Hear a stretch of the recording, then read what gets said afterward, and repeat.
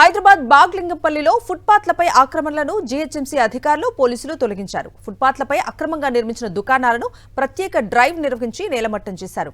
అక్రమ నిర్మాణాలతో తీవ్ర ఇబ్బందులు పడుతున్నామని స్థానికులు పలుమార్లు ఫిర్యాదు చేశారు. దీనిపై స్పందించిన జీహెచ్ఎంసీ అధికారులు రంగంలోకి దిగారు. ప్రజల సౌకర్యార్థం ఫుట్పాత్లు క్లియర్గా ఉండాలని, అక్రమ నిర్మాణాలను సహించబోమని అధికారులు హెచ్చరించారు. నగరంలో ఎక్కడ ఎలాంటి ఆక్రమణలు ఉన్నా కఠిన చర్యలు తీసుకుంటామన్నారు. కాగా చిరు వ్యాపారులను రోడ్డుపాలు చేశారని పలువురు వాపోయారు.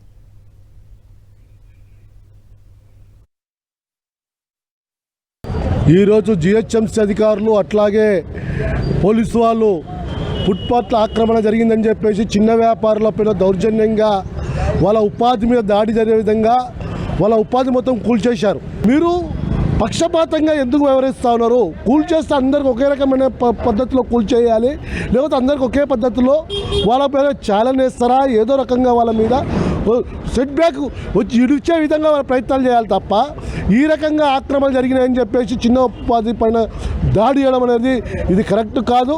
ఎందుకంటే ఇలాంటి వాళ్ళపైన అధికారులు అండదండతో ఉన్నారు. ఒక పోలీస్ అధికారి అతను పోలీస్ అధికారి కాబట్టి ఆయన ఇల్లు ఇంత సెట్ బ్యాక్ జరిగినా కూల్చేస్తారు, కూలగొడతారు. కానీ పేదవాడు మాత్రం కూలగొడతారు. కాబట్టి ఇట్లాంటి అధికారులపై చర్య తీసుకోండి.